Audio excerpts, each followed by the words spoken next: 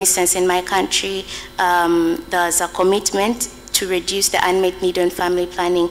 And one of the action plans was to allocate 10% of the reproductive, maternal, newborn child and adolescent health resources to adolescent family planning, and that would trickle down, that would happen through implementation of policies. Well, some policies have been drafted, they're being edited, some frameworks have been launched. For instance, the sexuality education framework was launched in Uganda, but it takes a long time, and some of them, when they are launched, they are not implemented immediately.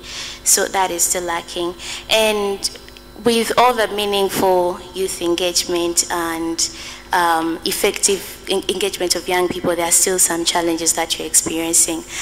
In some spaces, we are brought to the decision space, but not actually making that decision. So, for instance, we have technical working groups at country level. I'm out of time. Technical working groups at country level created by the ministries, and we really appreciate that. Young people have a space on the table, but sometimes it's tricky for them to actually make decisions. Well, they contribute to reviewing of policies, designing them, but is it that they actually make those final decisions? Sometimes it's very tricky to determine. So we think that there is need to actually engage us meaningfully. If we are to be brought to the table, we really need to have the space to make those decisions.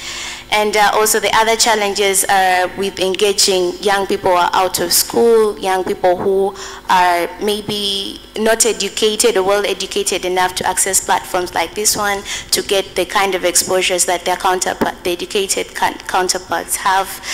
There's quite a bit of a challenge with engaging those people, and yet those actually contribute the majority.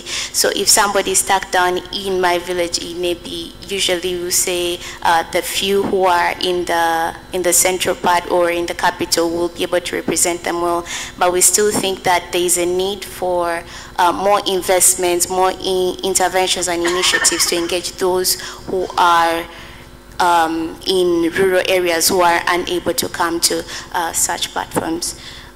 So with that, I would like to conclude by saying that, yes, there is meaningful engagement, there are some hiccups, and we would like our partners, our leaders, governments, civil societies, all those who are working with us and supporting us to continue to invest in us, invest in our health and well-being, in structures, to increase investment in resources channeled towards young people to ensure multi-sectoral partnerships so that the interventions are not just being designed in one sector alone, but sectors, line ministries and other agencies are able to work together to address issues that are affecting young people holistically. Thank you. Thank you, Precious, and a powerful call to action to all of us to remember to actively and meaningfully engage young people. And thank you for reminding us. We see young people in this space a lot today, much more than we did 10, 20 years ago. But as you noted, there's 1.8 billion young people around the world, and they're not a homogeneous group. They have very different needs, so we need to make sure that we think about the multiple and complex needs of young people. So our final two speakers, I'm going to move on now to Anna Sawaki from Tanzania with the White Ribbon Alliance. Civil society is not always given a seat at the table, Anna, so what have you been learning in terms of your work as an advocacy organization, as a multi-stakeholder advocacy organization, working with governments and with the H6 at the country level? What are the challenges and opportunities that you've seen? If you can just take a couple of minutes. Okay, thank you. Working as multi-sectoral collaboration has been so helpful with our experience from the White Ribbon Alliance. We have been supported by different UN agencies, the first including the UN Women, who has been supporting the White Ribbon Alliance Global to train some of the journalists on citizen journalism. And actually, these journalists has been so helpful as they work to amplify citizens' voice, especially on maternal, newborn, and child and adolescent health. So they have been like catalysts, taking the agenda from the community to different angles, to decision makers, as well as amplifying citizens' voice through the media. But again, taking an example of Tanzania specific, Working with multi-sectoral collaboration has helped us a lot. I cite an example of the support we had from the UNICEF, whereby they supported White Ribbon Alliance to form a coalition members, where we widened our scope of work. We brought in some of the new members from the nutrition side, gender-based violence, water and sanitation, and all that. So together we widened the work that we do, and each one of us from different perspectives was pushing for the same agenda, which we agreed on, maternal and newborn health. And that was not enough. They also supported us on working with members of the government. There are a lot of committees in the government, but again, we went further by formulating a parliamentary group for safe motherhood. This is the group of members from the government who strongly agree to come as advocates within the government, within the parliament, and at the same time in their constituencies. So between the coalition members, the citizen, the media, and the government parliament members, all together we have come to advocate for improving maternal and newborn health services.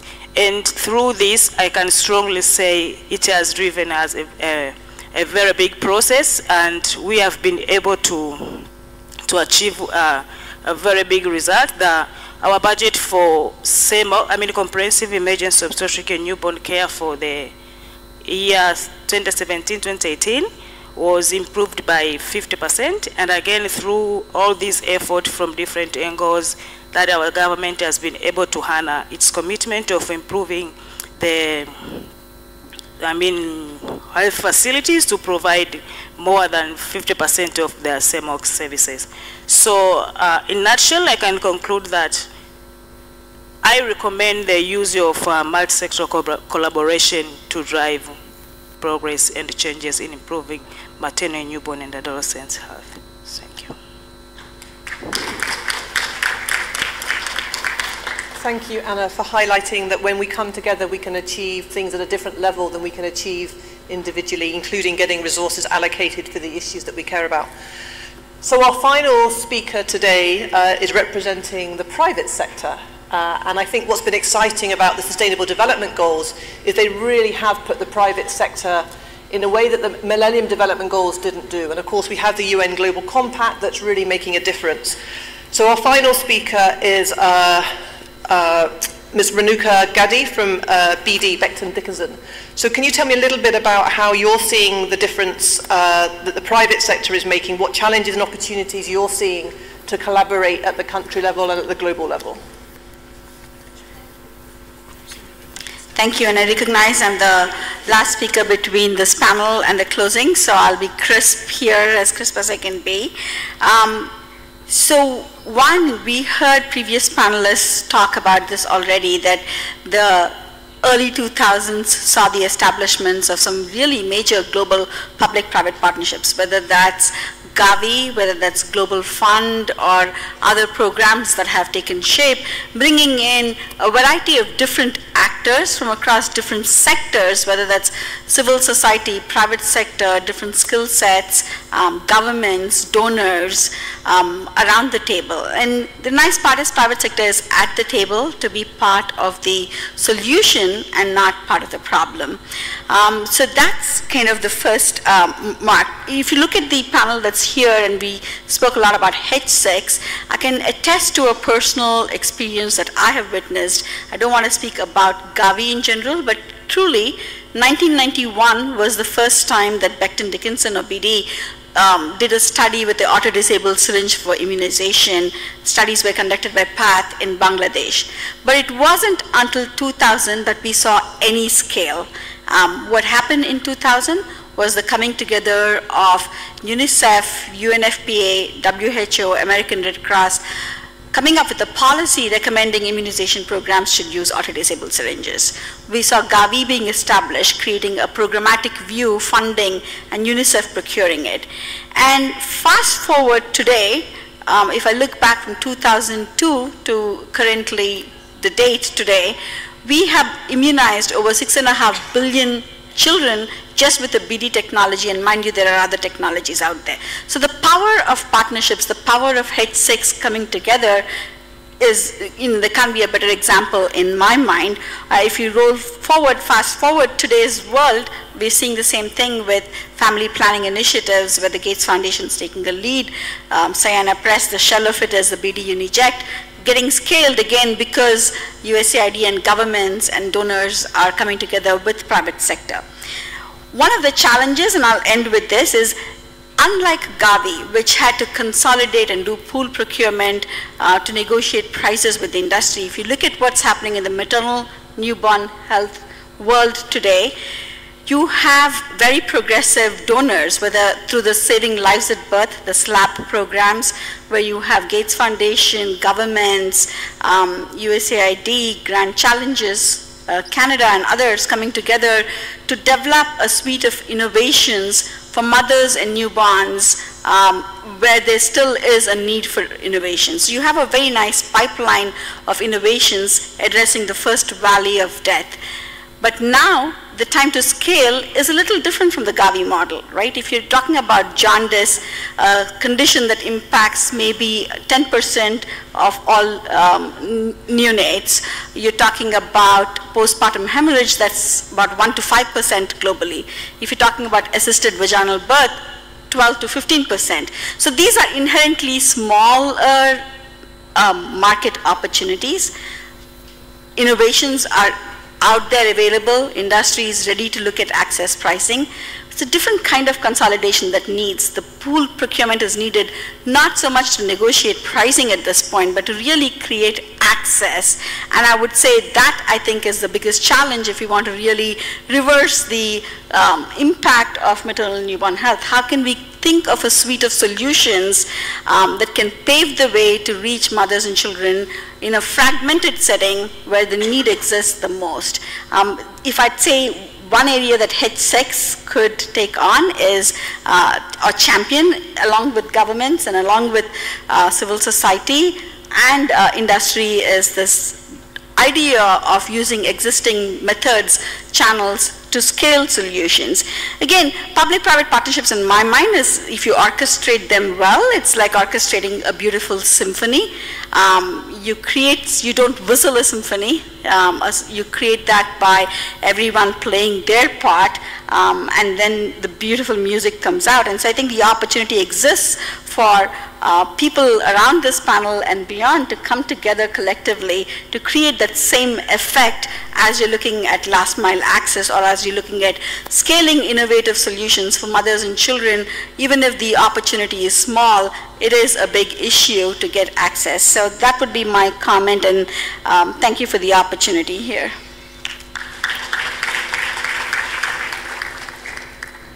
Renuka, in some ways that was the perfect ending, as I think you've brought it back to why we're all here. We're all here today for this week in order to achieve impact at scale, to improve the lives and well-being of women, of children, of adolescents. And I think the power that we've talked about, this theme of this whole conference, the power of partnership, is really true if we want to achieve stuff at scale. And it's challenging. We know that it's challenging. We have to put our institutional hats at the door and be prepared to work for something bigger than any one of us can achieve together. But I think it's clear if we really want to make progress on this agenda, then the power of partnership is how we do it, by collaborating together around a single vision, a single mission, and a single cause. So thank you. Thank you to our panelists for sharing the rhetoric and the reality of what it means to work together and to collaborate to achieve real progress. I'd like to invite our audience to thank our panelists for your insights and comments.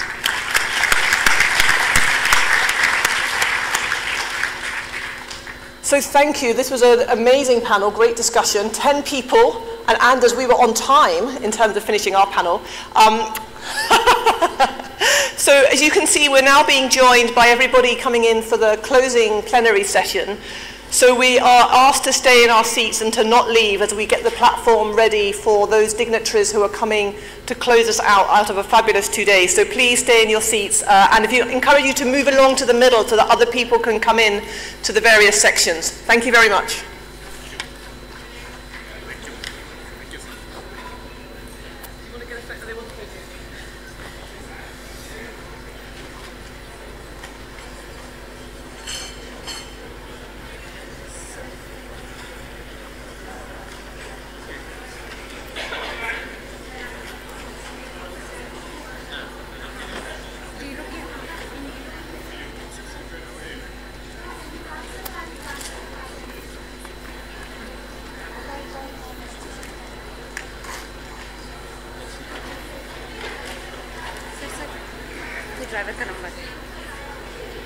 Happy to have you. वो photo के लिए रुके हुए ना।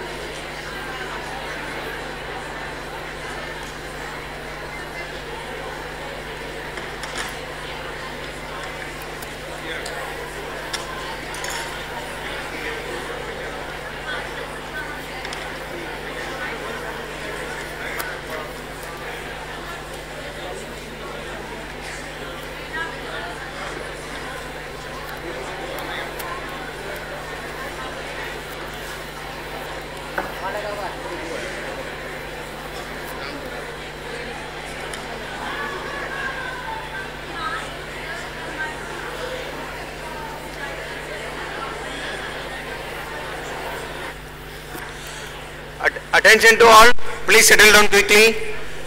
Honorable Minister is coming in few minutes. I request all of you to settle down quickly, clear the pathways, go and sit in the respective places.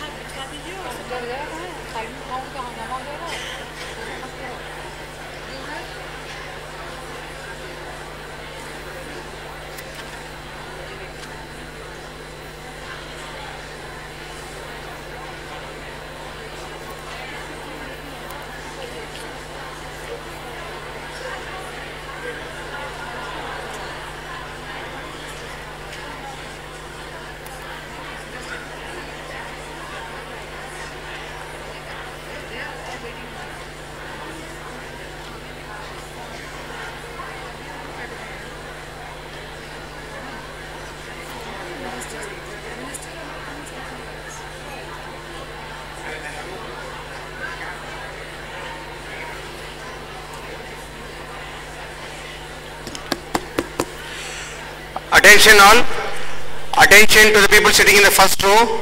I request to leave the first row for the dais dignitaries. Honorable ministers will come and occupy the central first row, and also request the side row to be reserved for the dais dignitaries. Honorable minister is going to come in 1 minute, so I request all of you to sit down, settle quickly. Those distributing the headphones, quickly do without any noise. I request all of you to settle quickly. Those in the back rows, those on the pathways.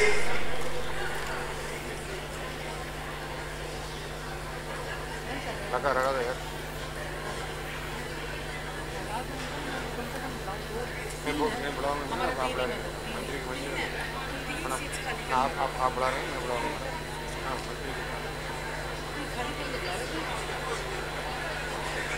कर नहीं सकते madam हाँ शील भी चला रहा है मैं आएंगे ऑन स्टेज और I can push some more chairs madam कर दो उसके अंदर कुछ चेयर्स हाँ but prime minister will become corner okay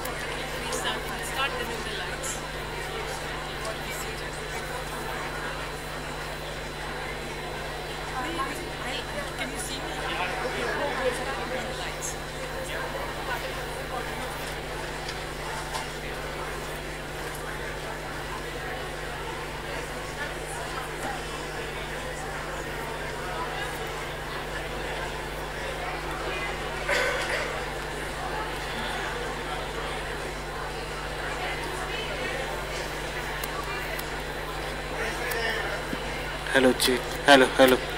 Hello, check. Hello.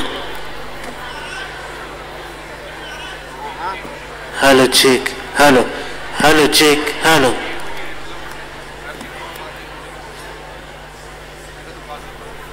Hello, check. Hello, hello. Hello, check. Hello, hello. Hello, check, check.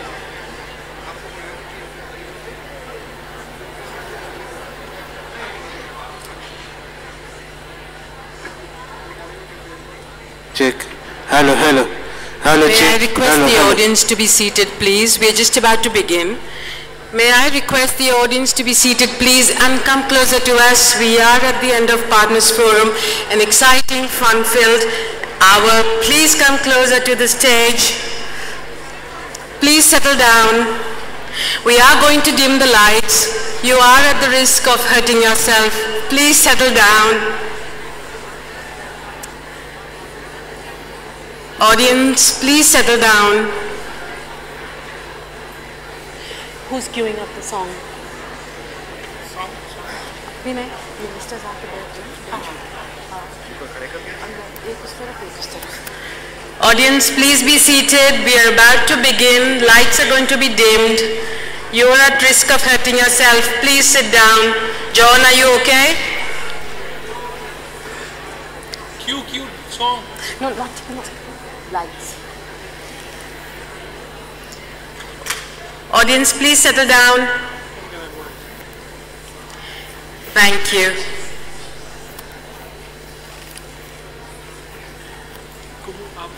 I'll give the cue.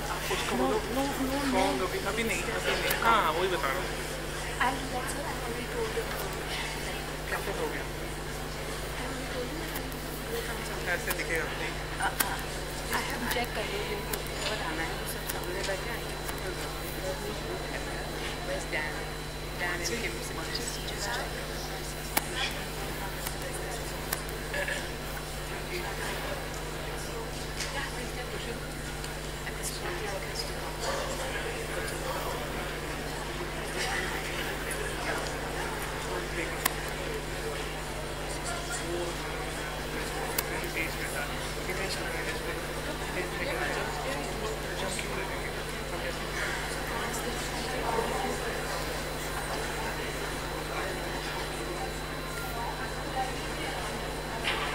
एक बार नीतीश को बता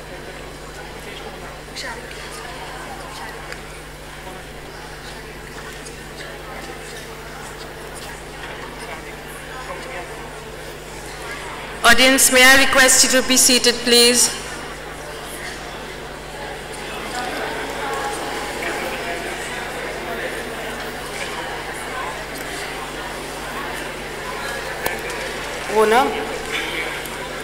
वो नेम प्लेट्स कौन सा लेवल सामने लगे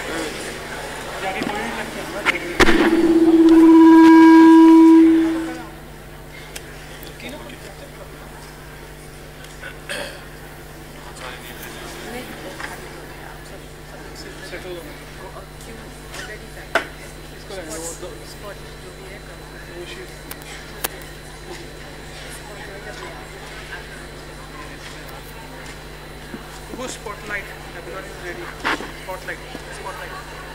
Spotlight on. Yeah. Lights. Mic off कर दो और लाइट डिम करके स्पॉटलाइट ऑन कर दो.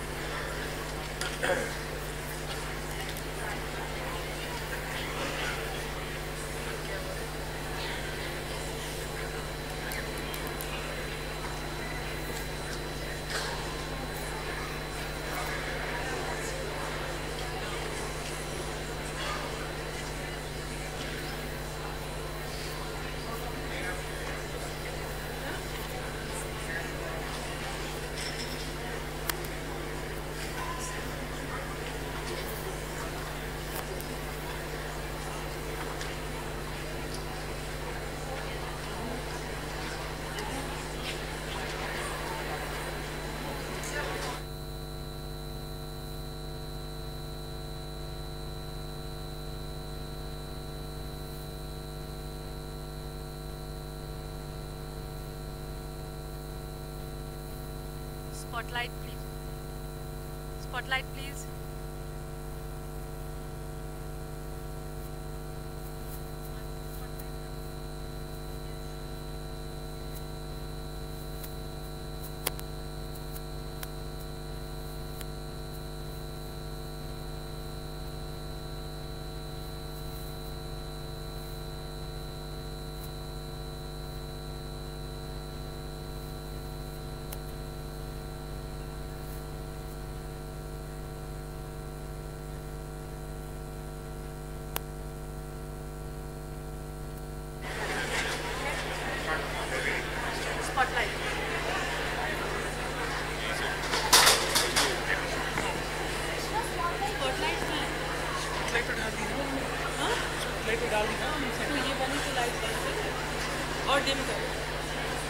लाइट डिम कराओ नहीं डिम नहीं तो बैकग्राउंड ऑफ करके बैकग्राउंड ऑफ करके फोटो आ जाएगा.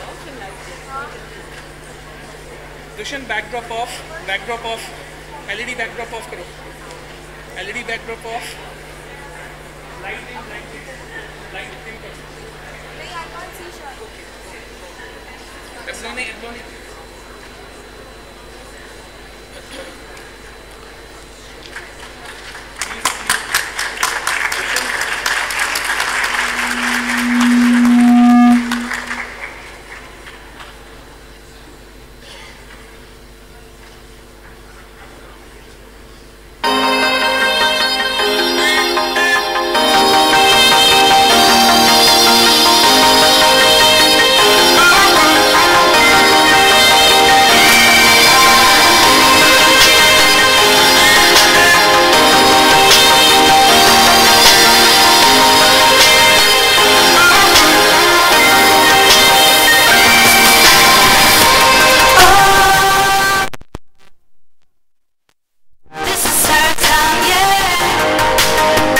Oh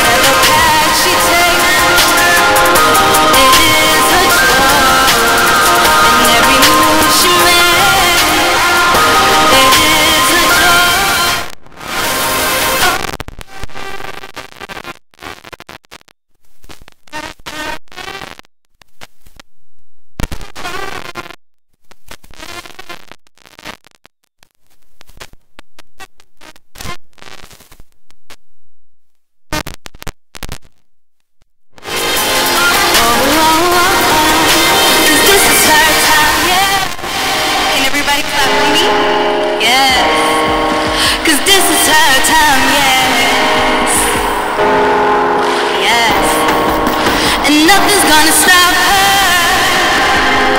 Thank you.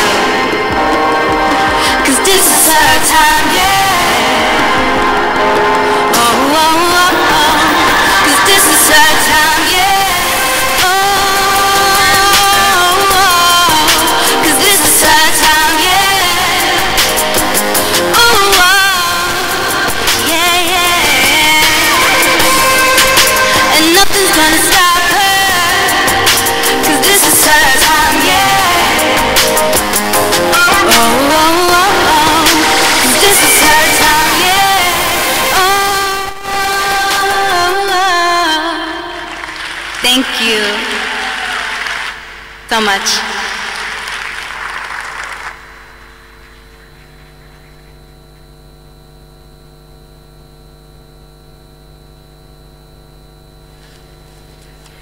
Can I have another round of applause for the fabulous, fabulous Avalon? Wasn't she great? Honourable Ministers, distinguished guests, ladies and gentlemen, my name is Aisha Sasay. I am your host through this exciting closing session. It is wonderful to be here with you, to see all of you after a dynamic 2 days. I hope you've had fun. Okay, you can do better than that. Come on now. You're not all asleep. It's been great, hasn't it? Okay, okay.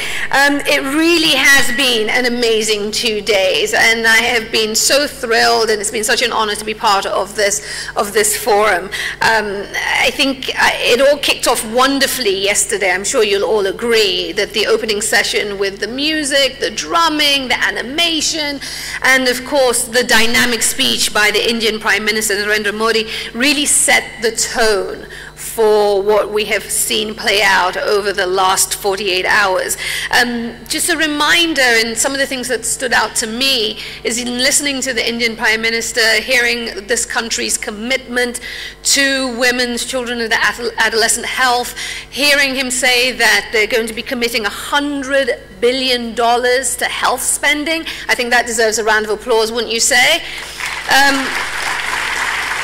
Also hearing that they're going to increase maternity leave from 12 weeks to 26 weeks. And just, again, another round of applause. This is what we want. We're gathered here for these commitments, for these measurable commitments. And just to hear him say once again what we all know, that you educate a man, you educate an individual, you educate a woman, you educate a family. And this forum has really captured, to my mind, the commitment to moving forward on these issues, specifically the survive, thrive, and transform agenda. I don't know about you, but I have come away with a real sense that there is progress being made towards accountability, multisectoral engagement, partnerships. All of that has been said again and again in the forum, and I'm leaving here incredibly optimistic about what will be achieved in the months and years ahead. So just a few thoughts from me there. I'd like to invite to the stage ministers and PMNCH partners. If they could join me on the dais, that would be wonderful. I'm going to call you up by name. If you could come up and join me, please. David Imbago Jacome, Adolescent and Youth. Please make them feel welcome with a round of applause as they make their way to the stage. Frank Cady, President, International Confederation of Midwives. Dan Irvine, Senior Director, Sustainable Health, World Vision International. Tor Lardal, Executive Director, Lardal Medical Norway. Please keep the applause going. Helga Fogstad, Executive Director, the Partnerships for Maternal, Newborn and Child Health. Anuradha Gupta, Deputy CEO, Garvey. Let's keep the energy high. Let's keep the energy high. Omar Abdi, Deputy Executive Director, UNICEF. Kim Simplis Barrow, First Lady, Belize. Princess Nothemba Nunu Similela, Assistant Director General, WHO. Priti Sudan, Secretary, Ministry of Health and Family Welfare and Acting Board Chair of the Partnerships for Maternal, Newborn and Child Health. Everyone, you are welcome. Vinod Paul, Member Niti Ayog. Anupriya Patel, Minister of State, Government of India. And finally, Jagat Prakash Nada, Minister of Health and Family Welfare, Government of India.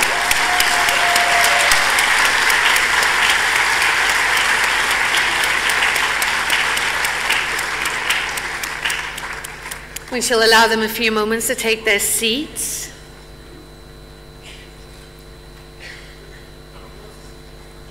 Doesn't the room look beautiful with all the flowers?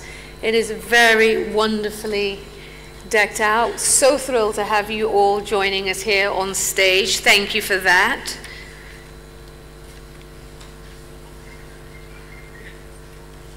It is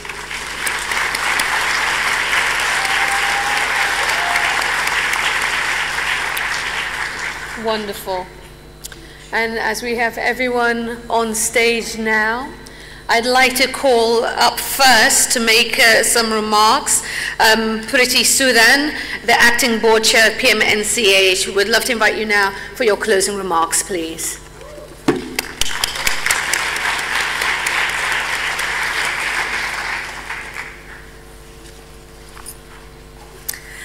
Dear friends, what a wonderful evening this is. We have just witnessed the power of partnerships and the power of strong, empowered women. Thank you, Abalone, for this beautiful song. Friends, this is a present from Abalone to all of us here, a warm and sweet memory that we will always cherish and savor. The opening song by Abalone, Tarana and little Zoya will be a memory to cherish forever. We will get a chance to hear that song again, sung this time by the winners of the lyrics competition. Thank you, Isha, for your reflections on the action-packed and thought-provoking last 2 days. We've had the most fruitful and engaging 2 days of brainstorming discussions and deliberations. I am now wondering, where did we get all that energy from?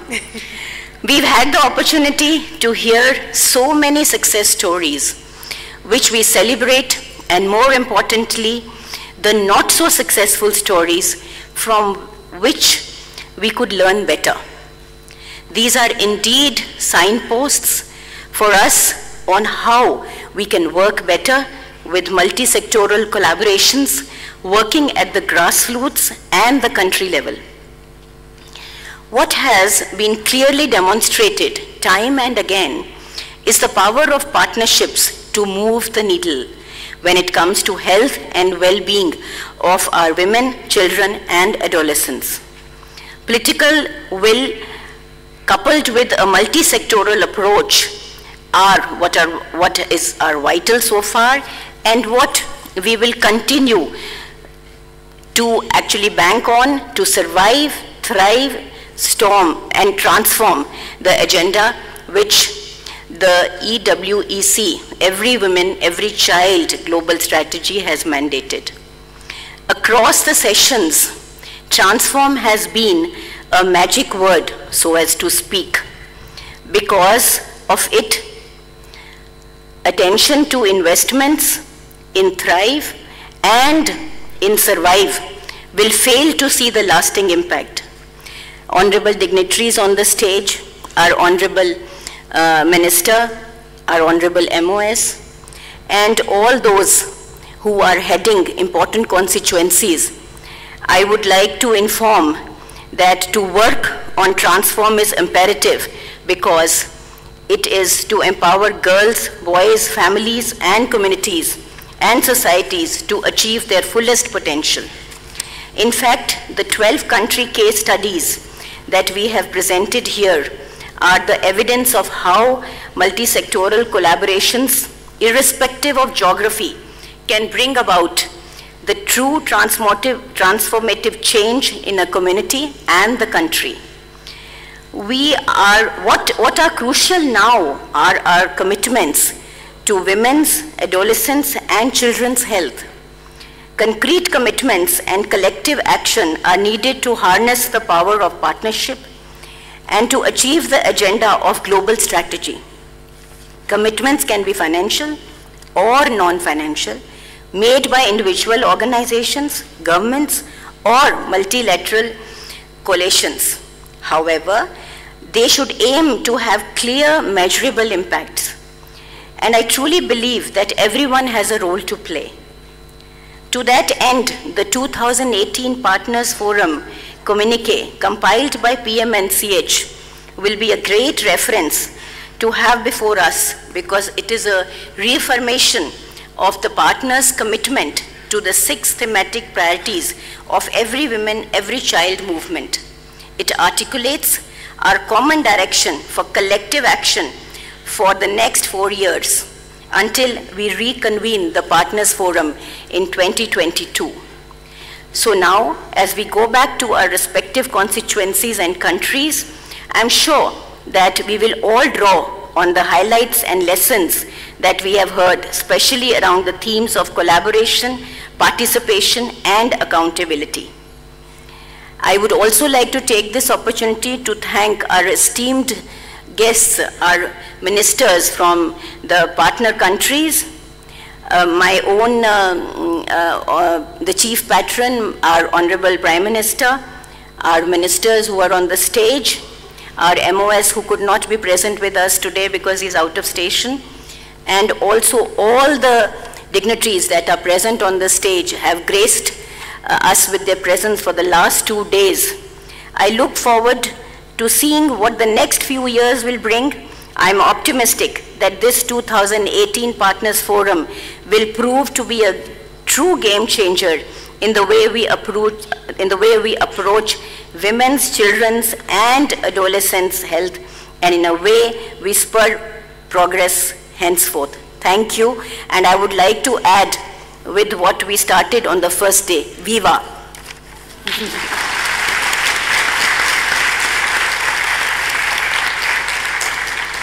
Priti Sudan, thank you so much for that. Thank you.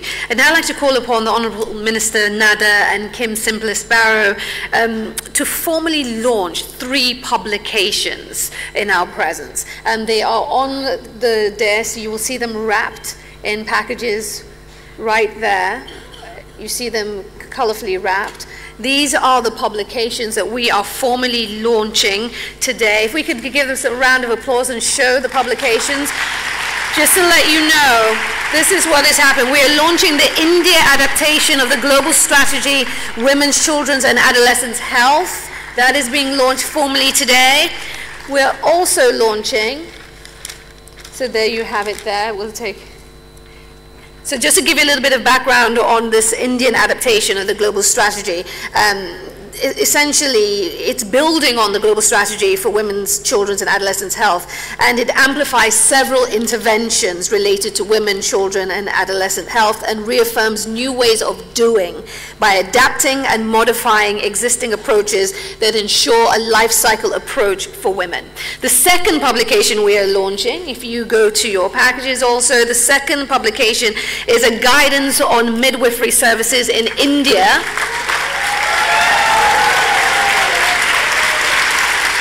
To warm applause in the auditorium.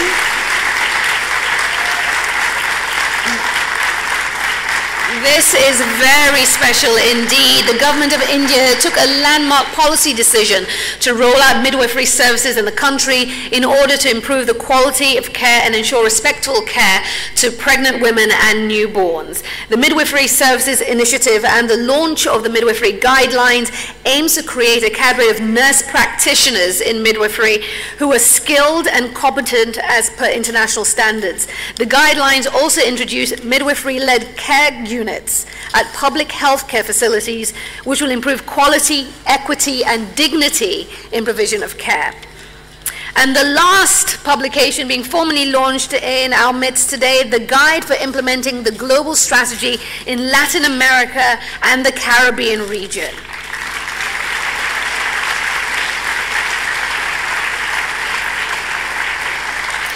And so with this, in Latin America and the Caribbean, LAC, a joint effort of 8 agencies, which included a significant regional, national, and local consultative process, resulted in specific commitments for the joint implementation of the global strategy in Latin America and the Caribbean.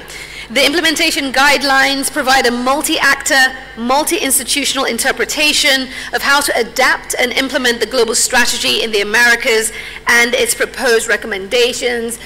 Thank you so much, all of you, for being such beautiful participants in the formal unveiling of those publications. If we could give them a round of applause one more time. And at this stage, I'd like to invite to the microphones the Honorable Minister Nada, India's Minister of Health and the Chair of the Ministerial Conclave, to share some of his takeaways from the ministerial meeting and also to renew India's commitments to women's, children's and adolescents' health. Honorable Minister.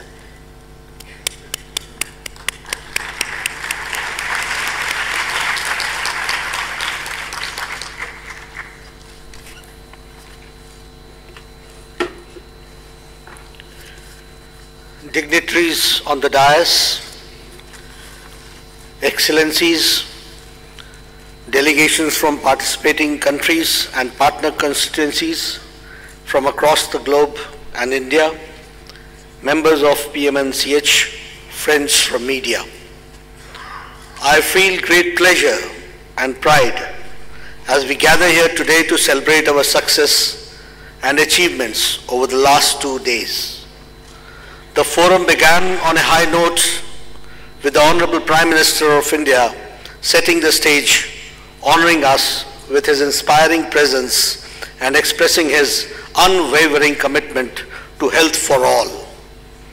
I also take this opportunity to underscore that we stand united and shall leave no stone unturned to ensure a world where we create equal opportunities for all and deliver on our pledge of survive, thrive and transform. We have spent 2 extremely intensive days in discussing issues, deriving solutions and critical success factors, sharing innovations and experiences, exploring partnership and multi-sectoral collaborations, and more importantly, the importance of working with communities, understanding their needs and aspirations.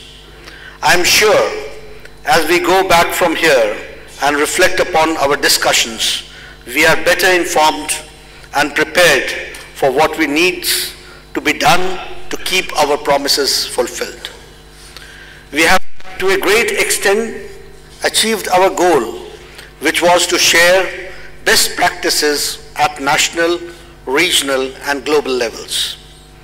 We have discussed critical health intervention areas, the vital role of political stewardship, and how and why cross-sectoral collaborations and partnerships work. Each of the sessions had a specific focus on issues that engage us no matter what country we come from.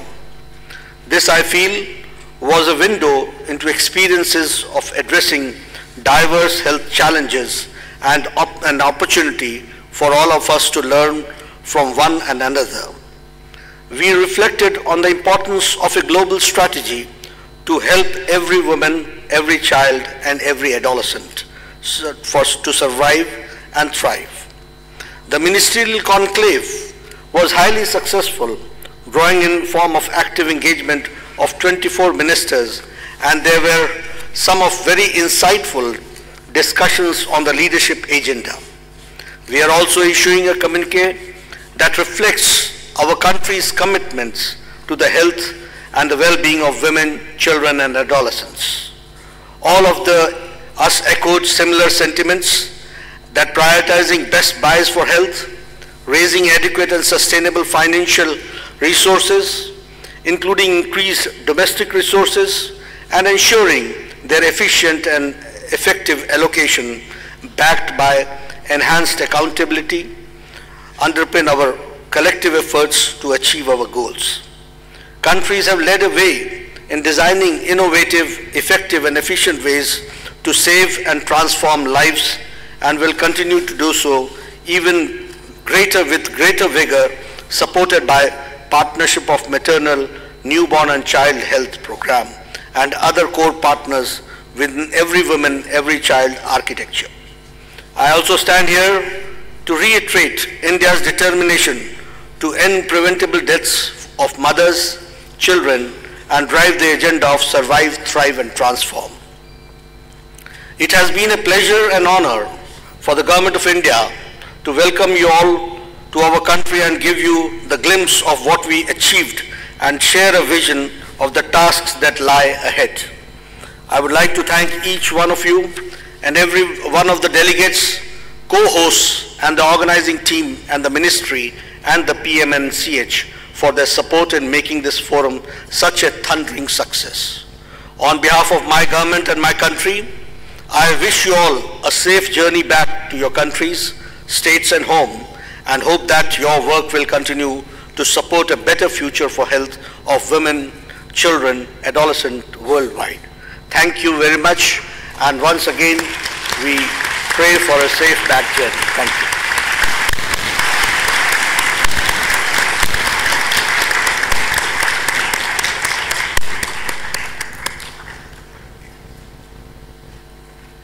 Thank you, Honourable Minister. We especially thank you for that renewed commitment on the part of India to ending preventable deaths and renewed commitment to spending and moving forward the survive, thrive and transform agenda. Following the Honourable Minister's lead, I'd now like to call upon the following to also take the microphone and renew their commitments to women's, children's and adolescent health. I'm going to call you up one by one, and if you could express yourself in 90 seconds. That might be a little bit of a challenge. We are going to be flashing your flag on the screen behind us. Please, please, please help me avoid an international incident by putting up someone else's flag if you're still speaking after 90 seconds. So please, let's try and avoid that and keep to time. First up, if I could call the Honourable Minister of Health for Afghanistan to renew his country's commitment to women, children and adolescents' health, please.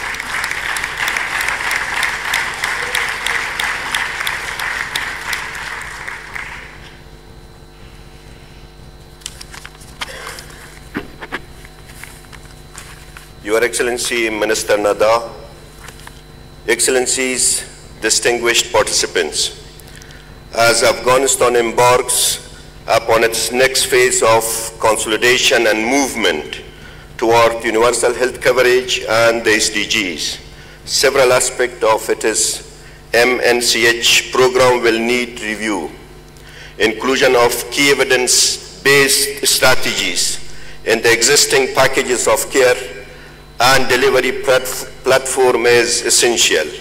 These include, first, delivery strategies to reach the unreached and marginalized populations.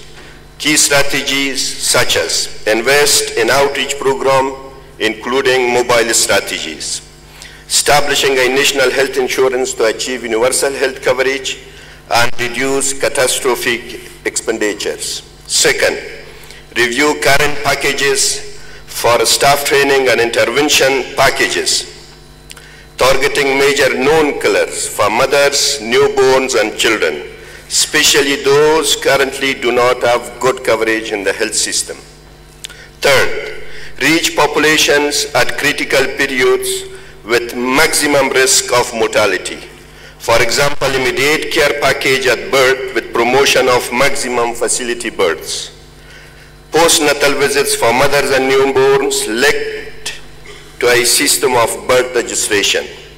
Finally, addition of interventions incrementally to an MCH package such as improved maternal care package for hypertension and diabetes screening, mental health interventions for women and addressing domestic violence, early child development interventions, address disability and trauma management and rehabilitation across all the age groups. I believe the above mentioned strategies are doable if we work together. Thank you so much. Thank you, Honourable Minister. If I could call upon the Minister of Health from Antigua and Barbuda, please, to renew their country's commitment.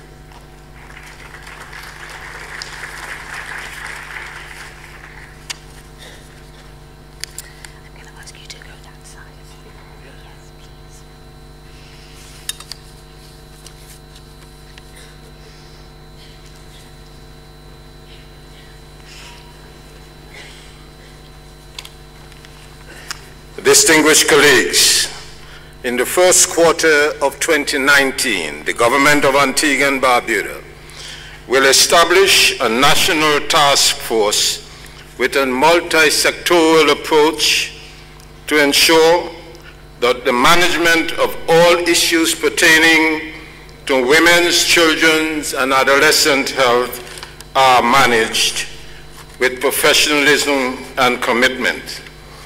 In order to put in place the political commitment, the political focus, and the political will, the government of Antigua and Barbuda, in the third quarter of 2019, will establish a national health insurance to guarantee health for all, irrespective of their financial means. The oversight of these programs will be done by the establishment of a cabinet subcommittee made up of the Minister of Health, the Minister of Education, the Minister of Social Transformation, and the Ministry of Agriculture. In that regard, we hope that all the targets already submitted will be met, including the reduction of neonatal mortality to less than 10 per 1,000 live births. I thank you.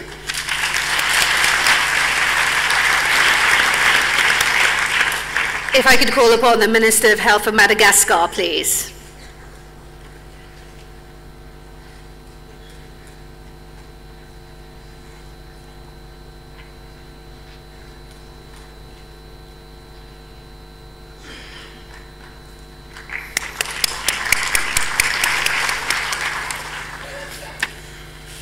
Excellences, Mesdames et Messieurs les ministres, Mesdames et Messieurs, notre pays, Madagascar, préconise qu'en 2030, nous arriverons à mettre fin au décès maternel et néonatal évitable. Nous nous engageons aussi à l'augmentation de la prévalence contraceptive de 33 à 75%, et de réduire à zéro les besoins non satisfaits qui sont actuellement de 10%. Pour ce fait, notre gouvernement a commencé dès cette année 2018 à augmenter annuellement de 100% le budget de l'État alloué à l'achat des contraceptifs, et ceci pour une durée de 5 ans. Et enfin, nous mettons aussi en œuvre sous peu le cadre d'investissement du GFF qui va appuyer exclusivement le programme pour l'atteinte de ces objectifs qui vont converger vers la couverture santé universelle avec la contribution des partenaires aussi bien extérieurs que nationaux. Je vous remercie de votre aimable attention. Thank you. Thank you, Honourable Minister. It's now the turn of Liberia. Would Liberia's Minister of Health please join us here on stage? Thank you.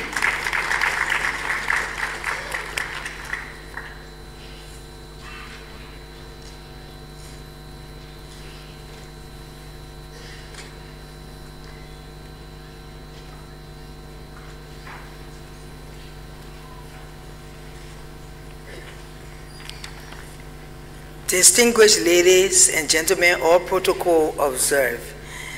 The government of Liberia, led by Your Excellency Honorable George Manneh Weah, have implemented a pro-poor agenda for prosperity with Pillar 1, power to the people, that have emphasized maternal and neonatal mortality, stunting, and emphasis on the youth.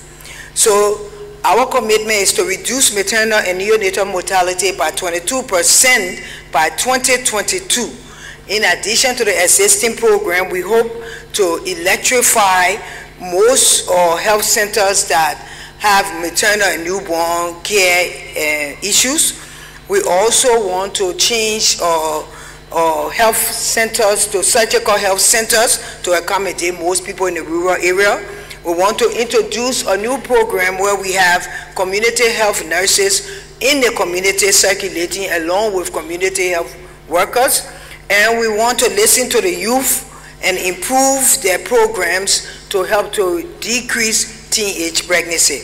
Also, lastly, we want to reduce stunting to find innovative ways to encourage mothers and children to eat well by our statement, grow what you eat and eat what you grow. Thank you. Thank you so much. Nigeria, could the Honorable Minister of Nigeria please take the stage to renew Nigeria's commitment to women's, children's and adolescent health, please.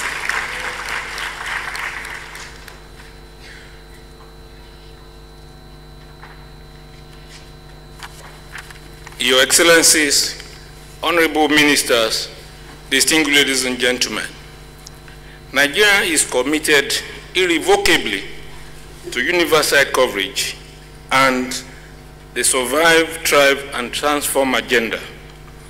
We shall work with the private sector and through innovation to improve the health of women, children and adolescents.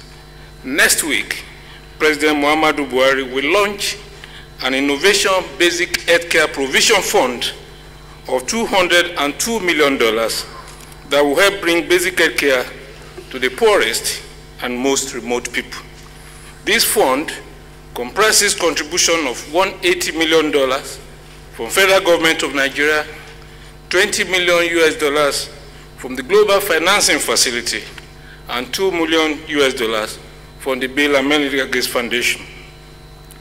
We will also work with the private sector to create a trust fund which Aliko Dangote has agreed to chair and through which we are aiming to raise $2 billion per year. Thank you. Thank you, Honourable Minister. If I could call on Tanzania, please. Tanzania to take the stage.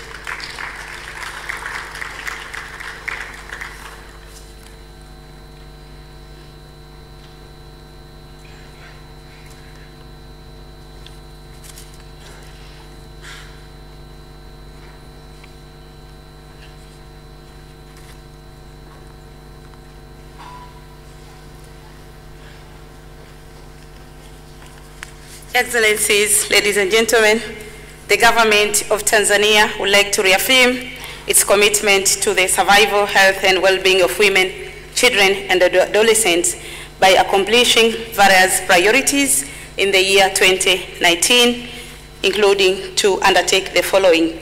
Number one, increase health sector financing for reproductive, maternal, newborn and child health, including increasing domestic resources.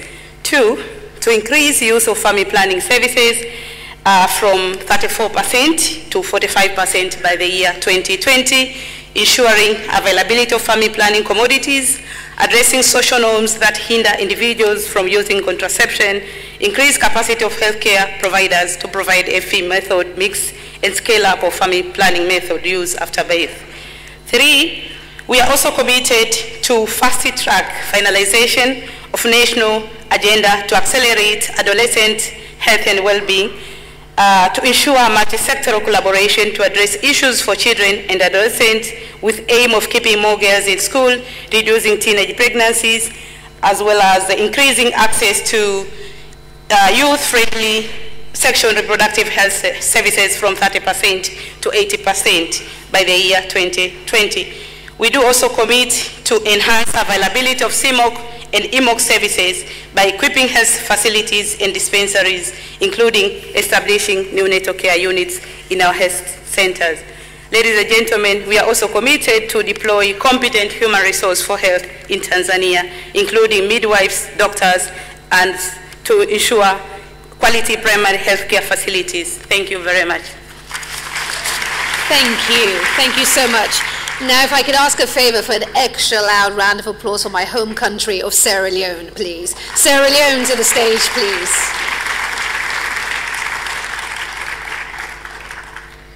Okay, so after the film, if you can read this, as we start during the film,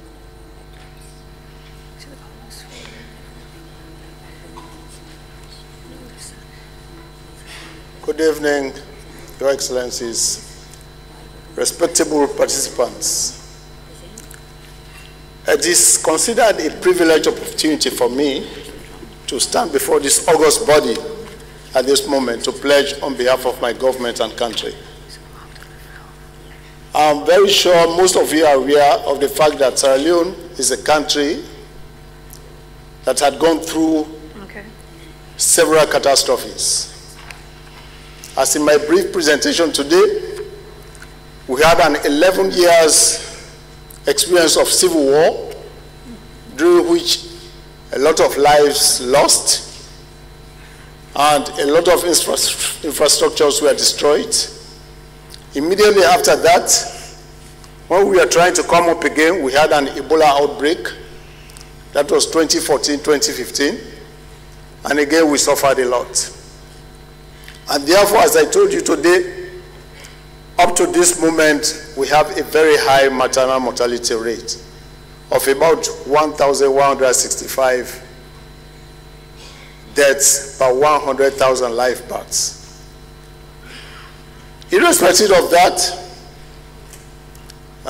we are ready to work collaboratively with our partners and with other countries to make sure that we ensure that maternal morbidity and mortality, child morbidity and mortality, and infant morbidity and mortality rates are brought down considerably. In view of this, I'm pledging the commitment of my country, on behalf of my country and government, that we will do everything we are ready to work collaboratively to bring these diversities down. In view of this, in fact, His Excellency the President of Sierra Leone recently launched Hands Off Our Girls. Hands Off Our Girls. So, in his speech openly, he said if anybody happens to abuse sexually any of the underage girls, that person, let him be ready to serve a long-term jail sentence. And apart from that, he has recently launched a national ambulance service countrywide. And we have given out ambulances to from district to district. So that I'm very sure will solve the problem of transportation from one community to the health facility.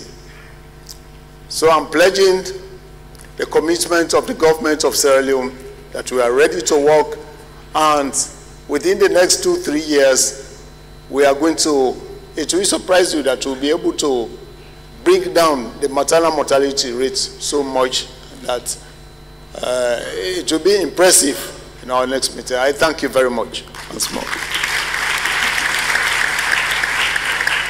In thanking you for that. And the final Minister of Health that I'd like to invite to the stage will be the Minister of Health for Yemen, please. Yemen to the stage.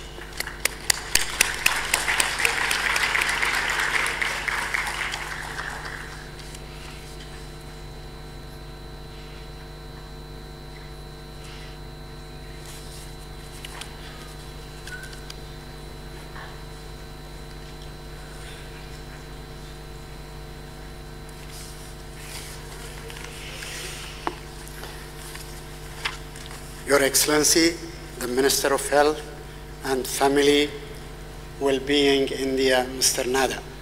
Your Excellencies, ladies and gentlemen, we in the Yemen Republic are committed and affirming the commitment that we are going to work together with our partners locally, regionally, and internationally to achieve the goals in the MDGs and SDGs in line with the strategy of each woman, each child, by means of the followings. One is increasing the number of PHC centers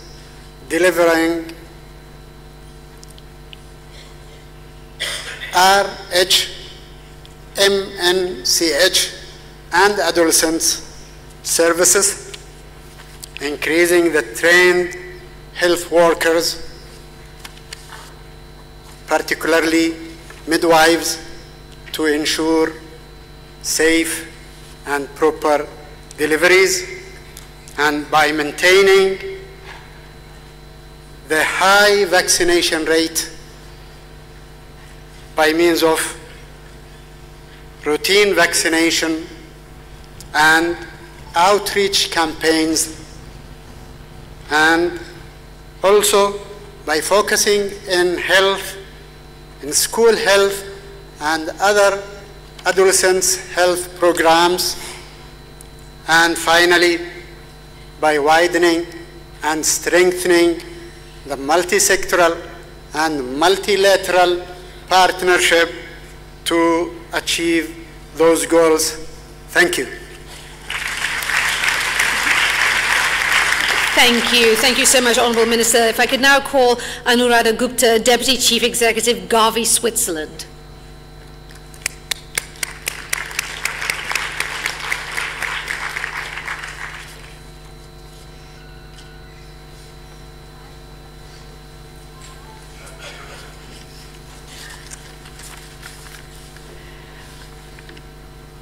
Honorable Health Minister, Government of India, Excellences, ladies and gentlemen, I am indeed delighted to come back to my home country, India, on behalf of Gavi, a 21st century unique global alliance that has played such a key role in reducing child mortality in 73 lowest income countries of the world.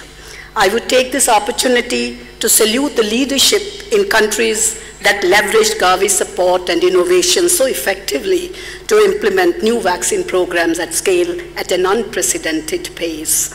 The results are transformative. During the last 18 years, 700 million additional children have been immunized in countries with Gavi support, saving 10 million lives and generating $150 billion in economic benefits. Today, coverage rates of new life-saving vaccines in Gavi-supported countries are better than or at least equivalent to the rest of the world. This is a trailblazing record in promoting equity between low and high-income countries and providing a level playing field to children irrespective of where they are born. Moving into our new strategic period, in a new SDG era, we commit to staying focused on leaving no one behind, making sure the last 20% children who do not receive the most basic vaccines are indeed reached, making immunization a stepping stone to the new global goal of universal health coverage. We shall also embrace the imperative of moving away from one-size-fits-all approach to promote differentiated strategies, for example, in conflict, urban areas, remote rural geographies, each one of which would need a different approach. We shall fully support countries in co-creating and implementing more tailored and innovative approaches targeted at the missed children and communities, and making immunization the pathfinder to understand and unlock barriers to inequities which are often the result of compounded vulnerability. We shall also take a life course approach to immunization with support provided for vaccines at different stages of life. We see HPV vaccine as a strong platform to engage with adolescent girls and harness their potential, not just as beneficiaries, but also agents of change. We shall work with other financial institutions, in particular the Global Fund and the Global Financing Facility, and several other partnerships, not just within health, but other sectors which enhance or impede health and promote integrated cross-sectoral response to challenges that lie ahead. Finally, Gavi's ambitions are high. Our drive for results is strong. Our track record in innovation is very impressive, and Gavi shall remain steadfast in its commitment to support children, women, and adolescents realize a healthy, productive, and prosperous future that all of them deserve. Thank you. Thank you so much for that, Anuradha Gupta. Next up, if I could invite Tor Lardal, Executive Director, Lardal Medical, Norway.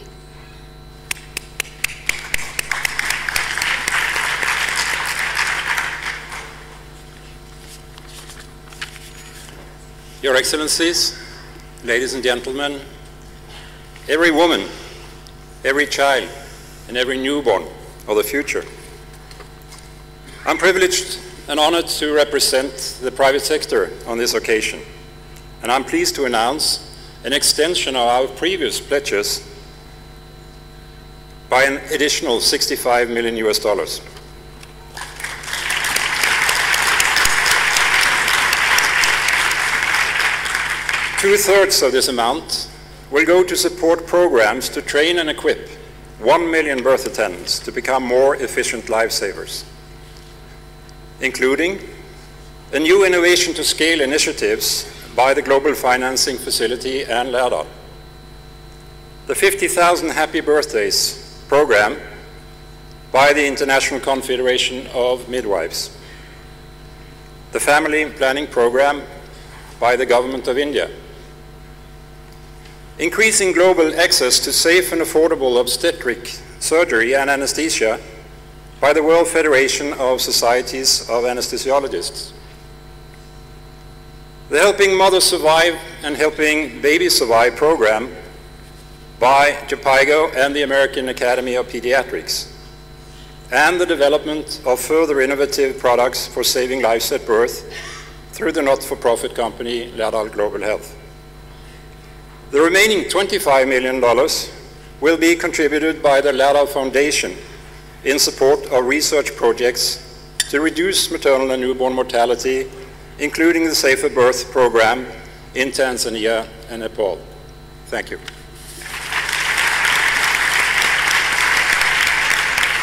And finally, if I could invite to the stage the Honourable Representative speaking on behalf of UNICEF and the World Health Organization, please.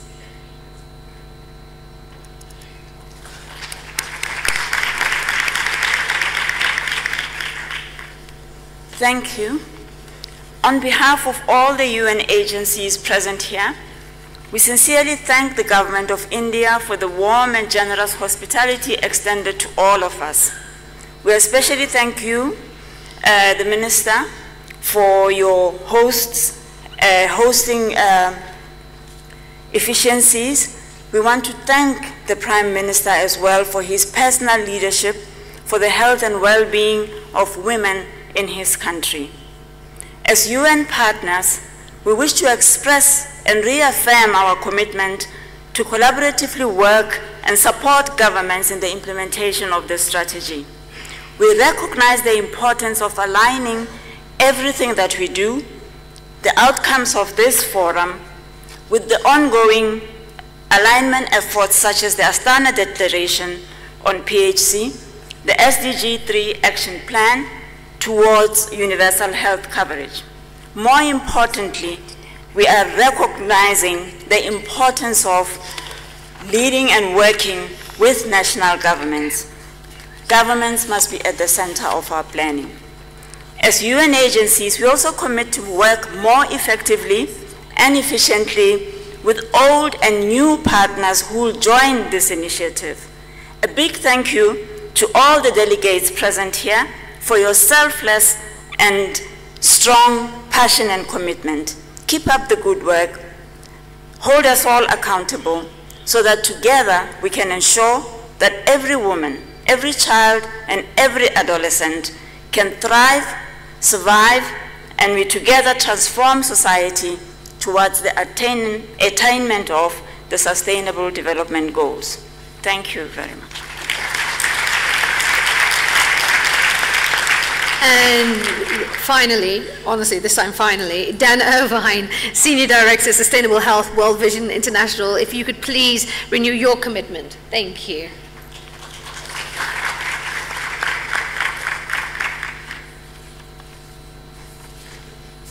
Your Excellencies and esteemed friends, on behalf of the World Vision Partnership in 100 countries, I commit to you today that in the SDG period of 2019 to 2030, we remain firmly committed to the global strategy for maternal, newborn, child, and adolescent health and nutrition, and truly all of the affiliated sub-strategies. I cannot commit to you today that we are going to invest $100 billion. But working with all of you, I can commit that we will mobilize $7 billion in cash resources for this cause, of which 30% will be derived from private donors. $2 billion of this allocation will be invested directly into fragile contexts. Some highlights along our journey will include reaching over 15 million children each year with our Survive, Thrive, and Transformative Services and Agenda, as well as 5 million adults per year, mostly pregnant women. We will support over 200,000 community health workers and 2,000 community health committees. We will support the rehabilitation of 1 million children suffering from moderate and severe acute malnutrition and 2 million who are underweight. We will continue to scale up our social accountability work in over 40 countries.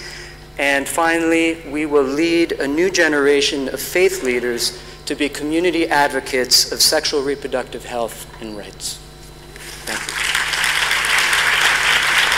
Thank you. Thank you, Dan Irvine. I wanted to say thank you to all of you who renewed your commitments here today on this final day of the Partners Forum. I think what I heard was, first of all, a lot of money being pledged, but more importantly, hearing from each and every one of you a commitment to driving for measurable progress, key targets. It's important not just to aim for progress, but to have targets that are measurable. I heard that in the commitments. I also heard this commitment to strong political leadership to drive multi-sectoral engagement and partnerships. Again and again and again, we hear each and every one of you pledging to work between the sectors and to partner, because together we can do more, we can go further. So I want to say thank you for each and every commitment made here today. If we could give them a round of applause, please.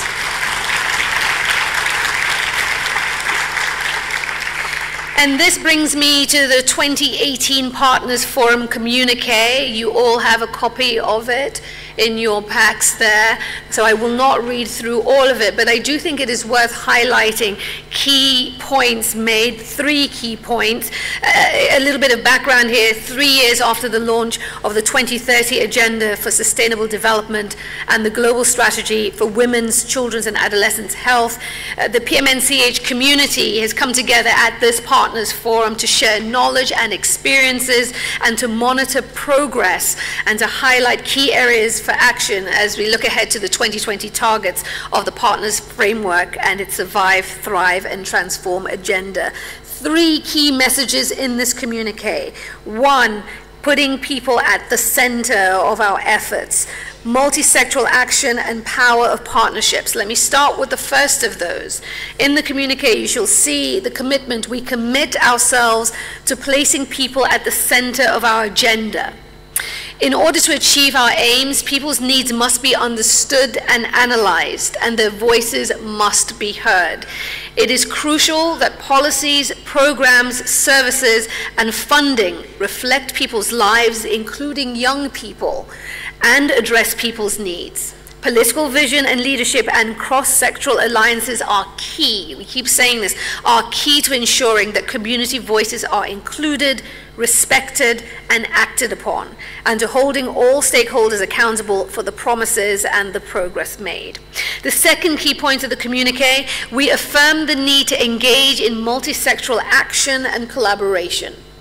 Education, gender equality, economic inclusion, access to resources, a clean and safe living and working environment, adequate nutrition, and protecting human rights, including sexual and reproductive rights, are fundamental to people's health and well-being, as well as to building stronger institutions that sustain the right to health.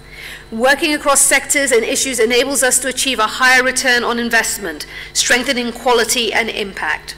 Most of all, cross-sectoral partnerships must always be developed with women, children, and adolescents in mind as the beneficiaries and as the deciders. the final point of the communique to highlight and stress to you. We renew our belief in the power of partnerships. Since its establishment in 2005, PMNCH has grown to more than 1,000 members.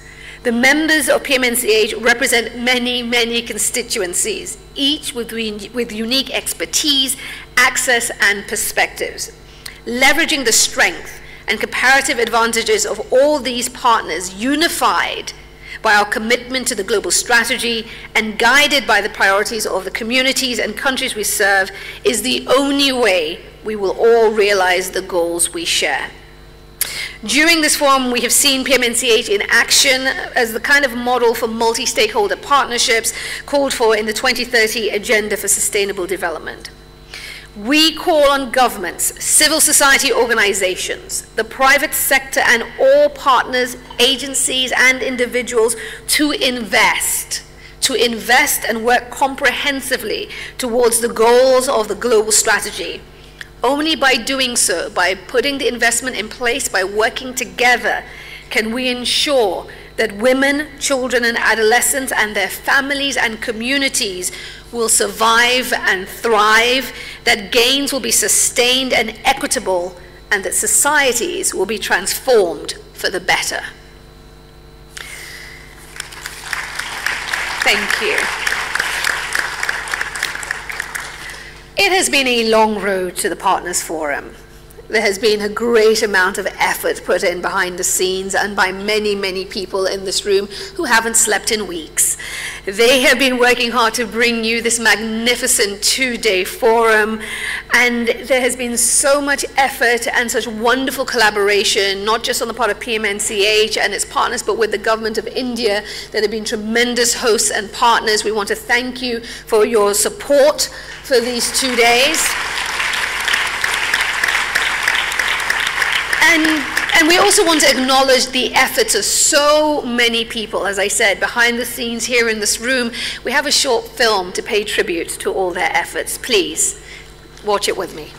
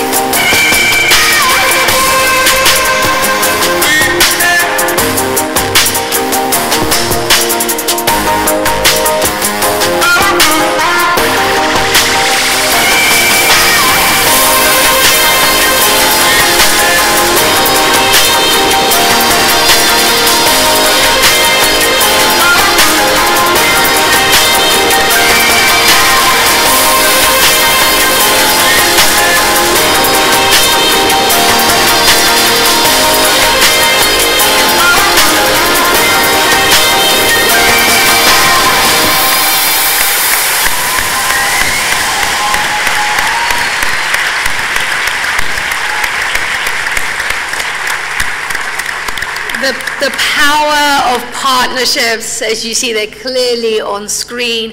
Cannot thank everyone enough who's been involved in this. It has been a tremendous journey. You saw during the film that the logo and the backdrops of the Partners Forum have all been handmade by women from a small village in Orissa. Some of these have been repurposed as mementos and will be presented to the dignitaries on the dais by the women themselves. Please welcome them. Please make them feel welcome.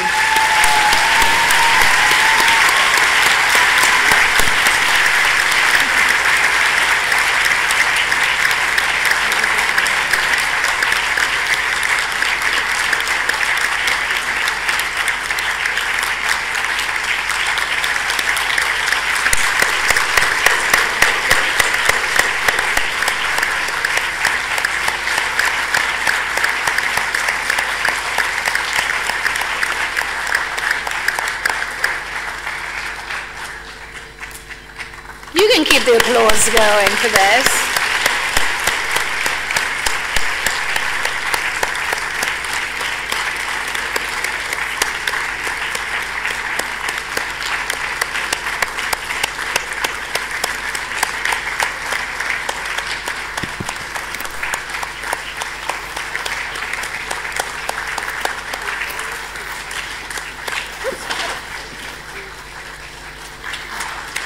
Thank you.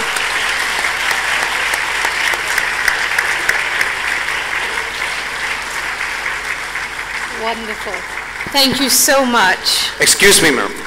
An urgent announcement due to PM vehicle movement. The cars which are parked before gate 1 and 2 has to be removed immediately. It's a traffic police announcement. The car which are parked ahead of the gate, and also all the delegates, the buses are arranged at the gate number 6 near Marketplace, not in the front gate. Thank you. Thank you. Little housekeeping announcement there. Please, dignitaries, please take your seats. Thank you. Okay, after that wonderful moment, I'd like to invite to make some closing comments and to give a note of thanks the Executive Director of PMNCH, Helga Fogstad.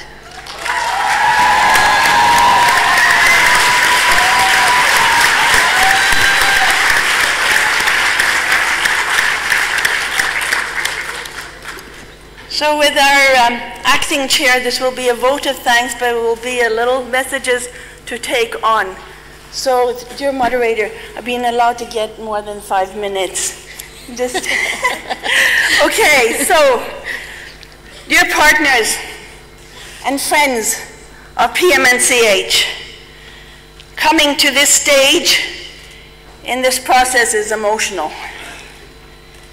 We're not only at the end of 2 to 4 days of pre-conference and conference meeting, but over 1.5 years of preparations, of gathering evidence, putting it in guidance form, scrutinizing it, and having it made available today. The purpose of this conference was to come together to share the latest evidence on cross-sectoral strategies, to dialogue, and to agree on the needed way forward. Since the successful curtain raiser in April, artists, researchers, health professionals, policymakers, youth groups, implementers, etc., have prepared themselves to this event. With Lopez and our amazing Pipley artists, started hand-stitching every single conference bag, banner, and poster representing the hopes and aspirations deserving of every woman, every child, every adolescent, everywhere in the world. Please let this bag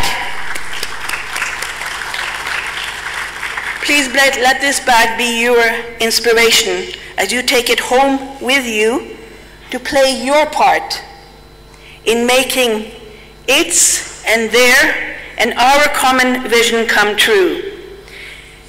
Take it on a journey to fulfill our dream. The amazing women drummers, visual effects, and the amazing singers which have not only given us an anthem for this forum, but a song to carry in our hearts and sing on our lips moving forward. Thank you.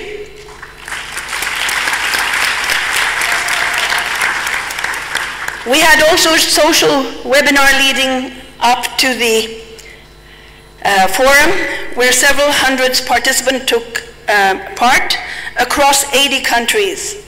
Our visual forum has enabled us to reach many more than the 1,600 participants we ended up with here across 10 constituencies and from 85 countries.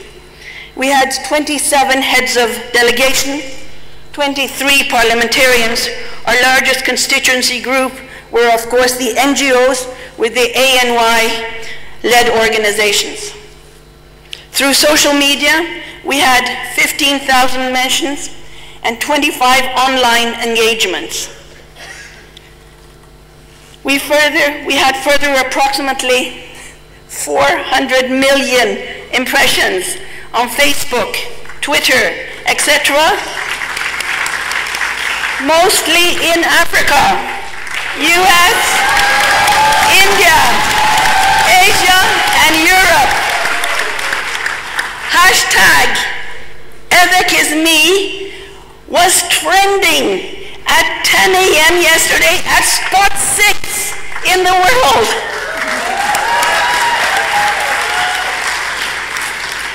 You have to partner with India to do this.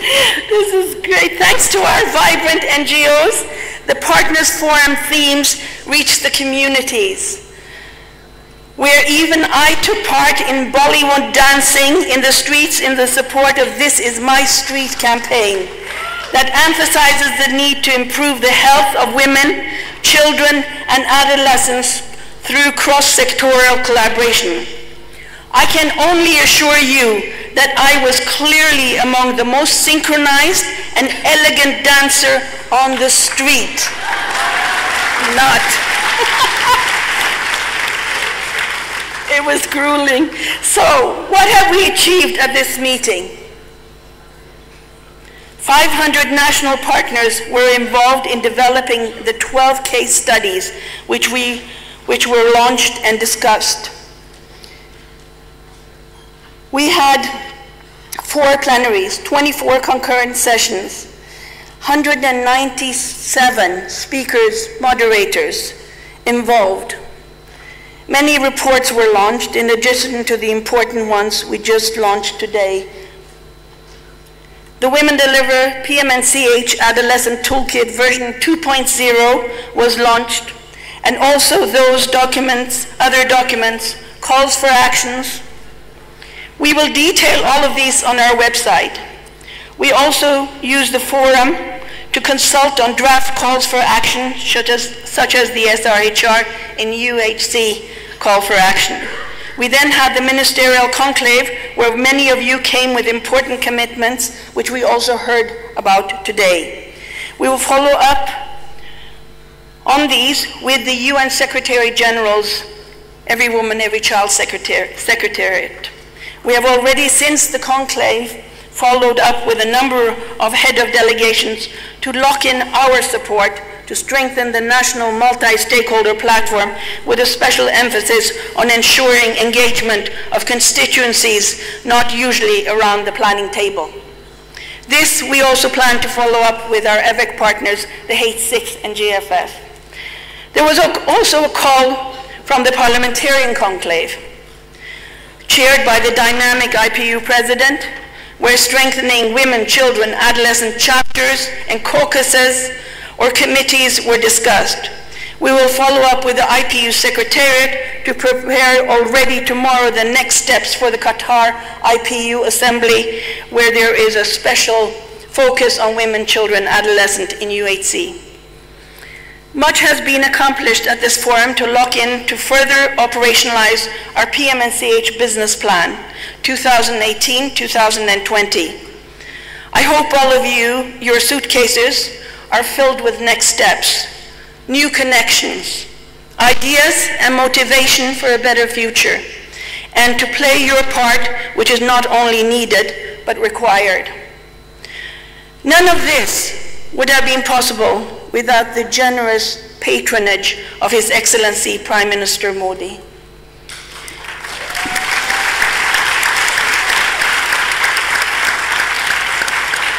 Who truly was an inspiration and gave us ideas which we followed. Never had I expected the commitment of India would be 100 billion for health by 2025, where I believe approximately 60% will be highly relevant for women, children, adolescents.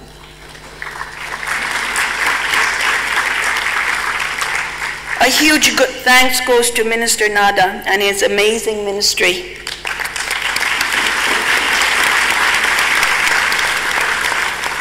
Ministry officials worked around the clock to make the commitment reality, and then the huge ambition of adopting the global strategy called iWatch, preparing 4 evidence pillars and the book of impressive case studies that was launched on the opening, at the same time as organizing with us this forum. This has been long hours, sweat and blood, under the leadership of our very amazing interim board chair, Priti Sudan.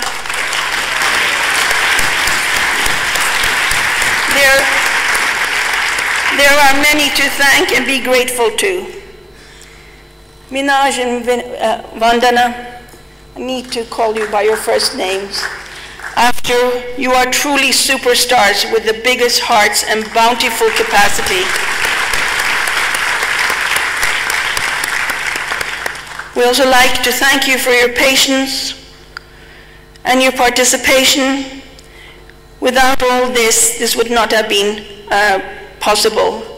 It is also right to take a special thanks to our partners in India, WHO, UNFPA, UNICEF, UNAIDS.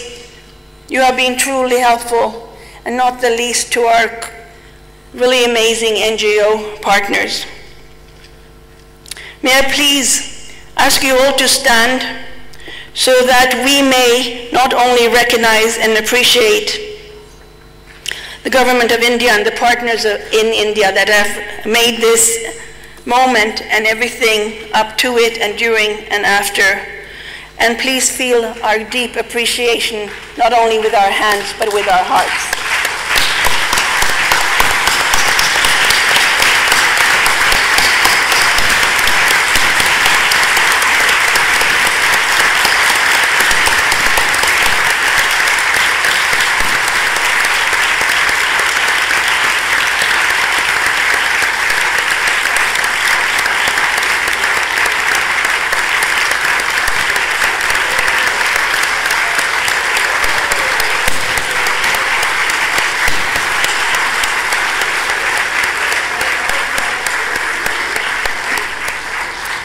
I now embark on another important part of my speech.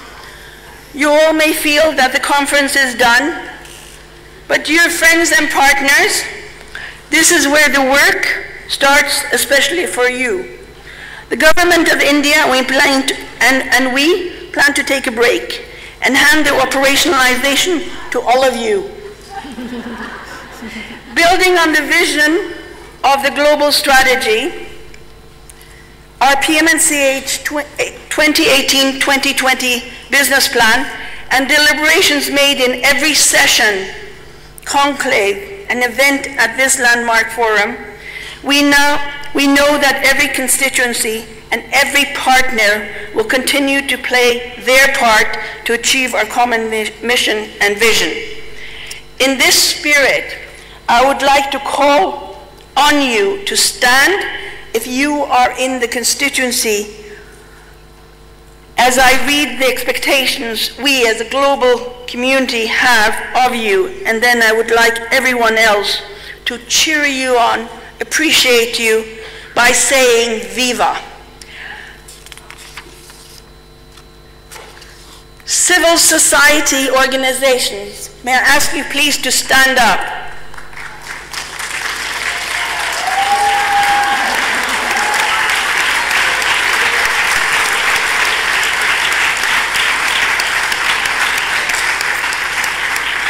We ask you and require you to advocate, speak up on behalf of the communities you represent, and hold duty bearers accountable for fulfilling their obligations and commitments. Design new and creative ways to serve these communities, focusing in particular on the most disadvantaged and vulnerable, especially in humanitarian and fragile settings. Viva NGOs! Okay. I now ask academic, research, training institution, if you are from these institutions, please stand up.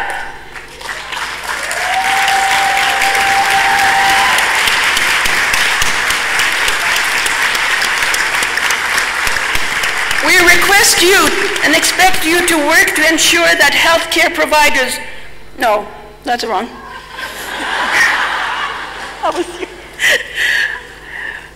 We request and expect you to generate the data and evidence we need to learn, improve, and innovate. Viva ARTs! Now, healthcare professional associations and healthcare workers, may I please ask you to stand up?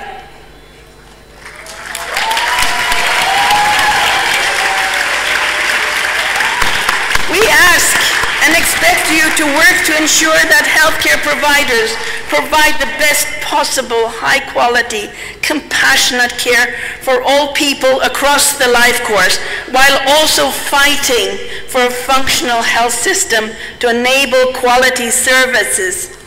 Viva healthcare professionals! UN agencies. We're going to pretend the World Bank is a UN agency. UN agencies, please stand up. We call on you to provide technical support to countries in developing, costing, implementing their national plans, define evidence-based norms, regulations, and guidelines across the life course. Viva the UN! Private sector entities, please stand up. We call on you to explore new drugs, technologies, interventions that address and emerge global challenges and bring promising innovation to market at a friendly price. Viva the private sector! Donors and foundations, development agencies, please stand up.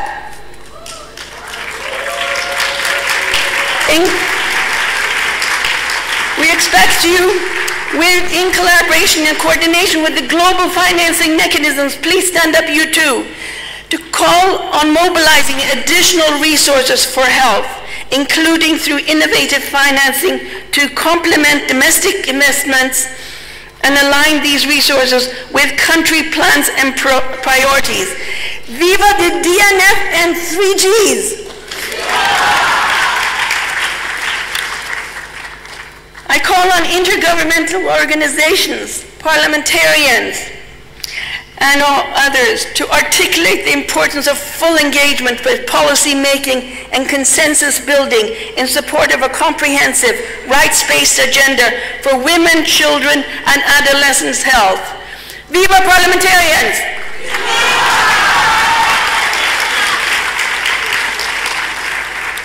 So, partner governments, please stand up.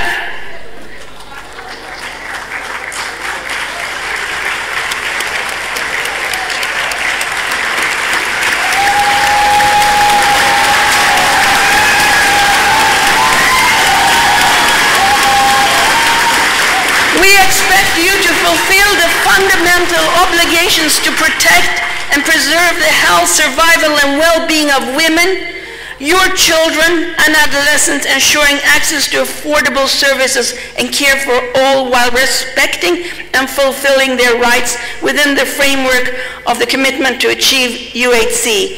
Viva partner governments!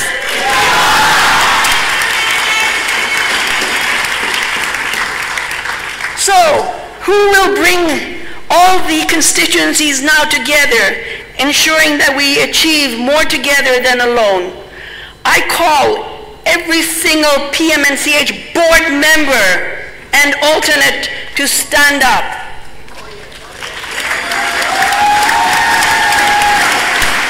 They will work tirelessly to deliver on the vision and mission and oversee the implementation of the business plan and the amazing interim board chair, Priti Sudan. Viva PMNCH board!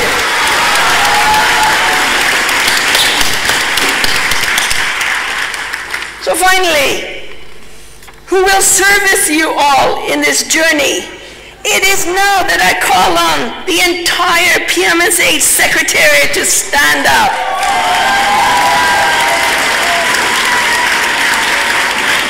Every single intern, part-time, full-time warrior, working relentlessly to enable your engagement and collaboration.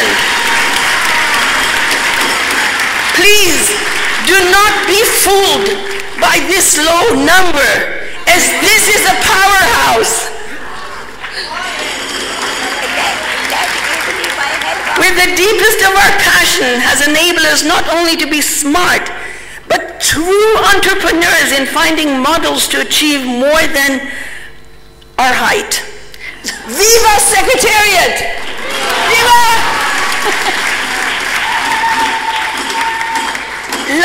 Lastly, I would like to thank all the artists, speakers, moderators, event managers, event and workers, everyone, and all of you for having traveled far and near to be a part of this amazing but humbling event.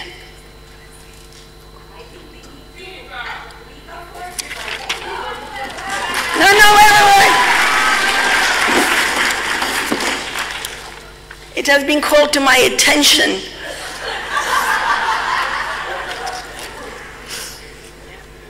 I call the adolescents and youth constituency to stand up.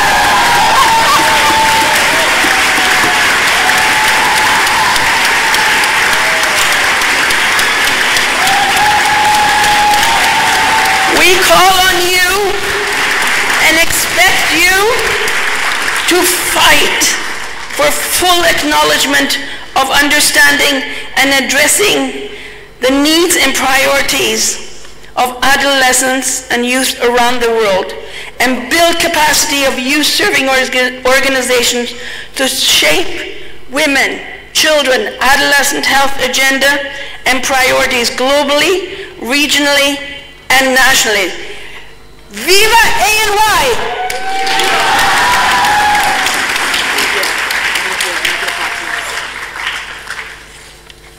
I must tell you that I had the pleasure of being interviewed today more times than I have been done in my entire life. I've done a couple of news.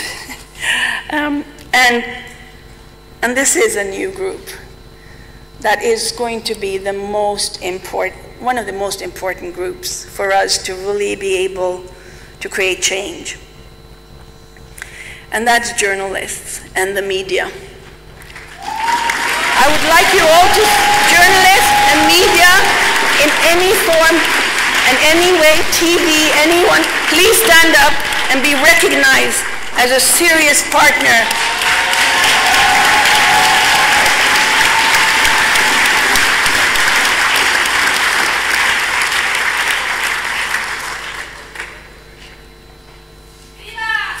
Viva! So, thank you for every single one for having traveled so far and near. We've come together, and we've come together because of a common vision. So let us use the maximum, engage with each other, engage with us, and really follow up so that we can create a better world, which we need to be really smart about. Thank you so much to everything. Thank you.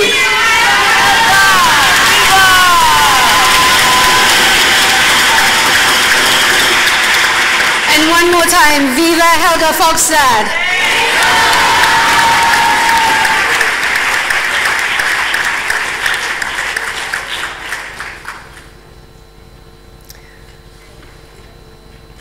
We're going to keep the energy high in the room because we have another performance by Abalon. She will be joining us shortly on stage, but this time she'll have some company. She will be joined by Julius and Akshay. Now, for those of you who don't know, these are two winners of the global contest. There was a global contest called to source lyrics for the anthem. And Julius and Akshay, Julius from Uganda, Akshay from India, are the winners, and they will be joining Abalon on stage. If we could give them a very warm, energetic welcome. Abalon, Julius, and Akshay.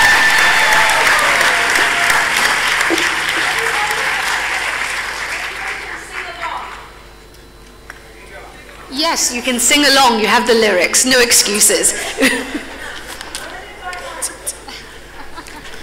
So feel free to get up on your feet and let's have a great time. Come on, just clap your hands like that. Come on.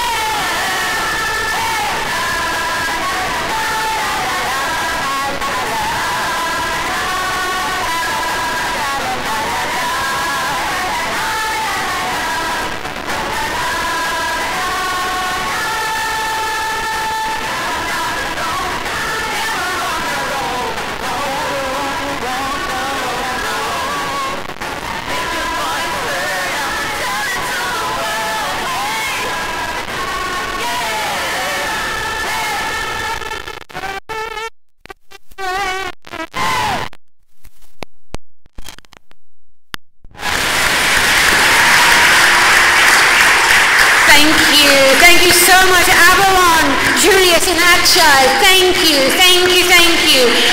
We are at a close. It has been a magnificent 2 days, but before you leave, first of all, let me say thank you to our esteemed panelists here on the desk. Thank you for your participation. Thank you to all of you who have been here with us over the last couple of days. Thank you to the government of India.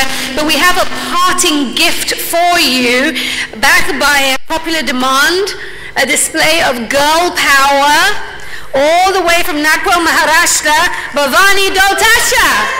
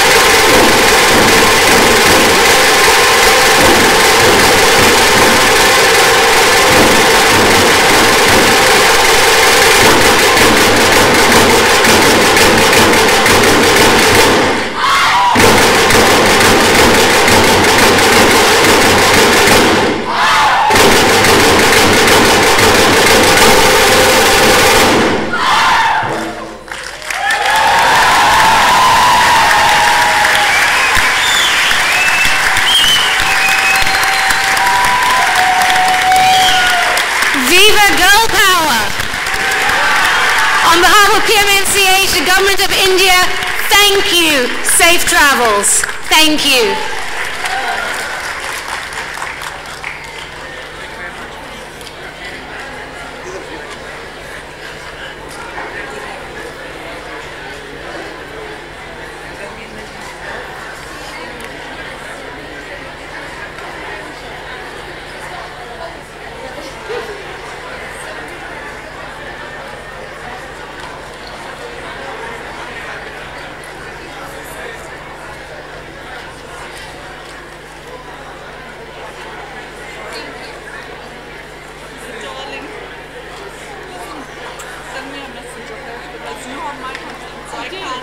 Isha.